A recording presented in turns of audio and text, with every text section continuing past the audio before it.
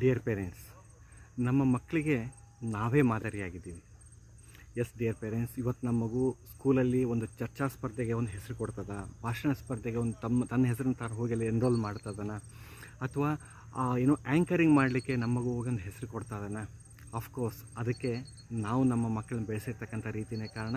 ಮತ್ತು ನಾವು ಇವತ್ತು ನಮ್ಮ ಮಗುವಿನೊಂದಿಗೆ ಹೆಂಗಿದ್ದೀವಿ ಅಥವಾ ನಮ್ಮ ಡೇ ಟು ಡೇ ಲೈಫ್ ಒಳಗೆ ನಾವು ಹೆಂಗಿದ್ದೀವಿ ಅನ್ನೋದು ನಮ್ಮ ಮಕ್ಕಳಿಗೆ ಇನ್ಸ್ಪೈರ್ ಆಗಿ ಅವರು ಮಾಡ್ತಕ್ಕಂಥ ಕೆಲಸ.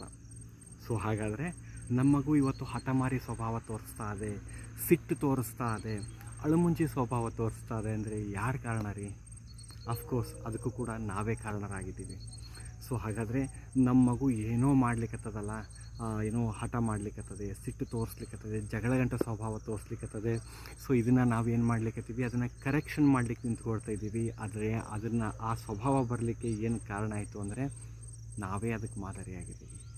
ಸೊ ಇದನ್ನು ನಾವು ಮರೆತುಕೊಂಡು ನಮ್ಮ ಮಕ್ಕಳನ್ನ ಕರೆಕ್ಷನ್ ಮಾಡಲಿಕ್ಕೆ ಹೋಗ್ತಾ ಇದ್ದೀವಲ್ಲ, ಸೊ ಅಲ್ಲಿ ಇಬ್ಬರೂ ನಾವು ಟಯರ್ಡ್ ಆಗ್ಲಿಕ್ಕತ್ತೀವಿ. ಇಬ್ಬರೂ ನಾವಲ್ಲಿ ಬೇಜಾರಾಗಿ ನಾವು ನಮ್ಮ ಮನಸ್ಥಿತಿನ ಹಾಳು ಮಾಡ್ಕೊಳ್ಳಿಕ್ಕತ್ತೀವಿ. ಸೊ ದ ಬೆಸ್ಟ್ ವೇ ಏನು ಅಂತಂದರೆ, ಮಗು ಏನು ಆ ಬಿಹೇವಿಯರ್ ತೋರಿಸ್ತದೆ ಅಥವಾ ಹಠಮಾರಿ ಸ್ವಭಾವ ತೋರಿಸ್ತದನೋ, ಅಳುಮುಂಜಿ ಸ್ವಭಾವ ಜಗಳಗಂಟ ಸ್ವಭಾವ ತೋರಿಸ್ತದೆ, ಎನಿಥಿಂಗ್ ಯಾವುದೇ ಅಂದ್ಕೊಡ್ರಿ, ಅದಕ್ಕೆ ಎಲ್ಲಿ ಎಕ್ಸಾಂಪಲ್ ಸಿಕ್ಕಿದೆ ಅದನ್ನು ನಾವು ಪರಾಮರ್ಶೆ ಮಾಡಿ ಆ ವಾತಾವರಣನ ನಾವು ಬದಲಿ ಮಾಡಿಕೊಂಡ್ರೆ ನಮ್ಮ ಮಕ್ಕಳು ತಾವೇ ಅದನ್ನು ಕರೆಕ್ಷನ್ ಮಾಡ್ಕೊಳ್ತಾರೆ. ಅದು ಜಾಯ್ಫುಲ್ಲಿ ಮಕ್ಕಳು ಕಲೀಲಿಕ್ಕೆ ತುಂಬ ಸಹಕಾರಿಯಾಗ್ತದೆ. ನೀವು ಇದನ್ನು ಮಾಡ್ತೀರಿ ಅಂತ ಅಂದ್ಕೊಳ್ತಿದ್ದೀನಿ. Thank you. ನಮಸ್ಕಾರ.